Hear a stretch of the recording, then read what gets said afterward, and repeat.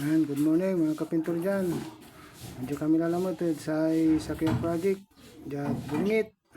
Yan, titimpla kami ng waterproofing, yung flexiban gamit namin, boysin. Ayan o, yan ang titirahin namin, firewall. Ayan, ginagamas na ng unti. Yan naman gagamas siya akamas.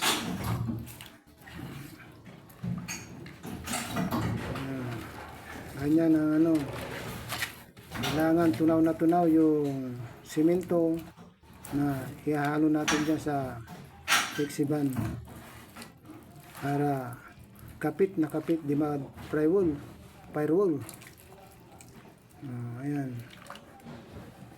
tapos sasapitin natin, sasalahin na naman natin pagkatapos niyang lamasin, sasalahin natin ulit para siguradong walang sumamang buo-buo, para pag pinahid, smooth na smooth.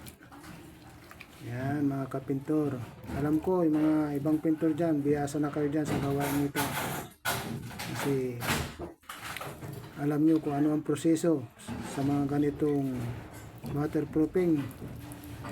Yung iba ginagamitan ng barena para siyang halo-halo, ay kaso wala tayong ganun, kaya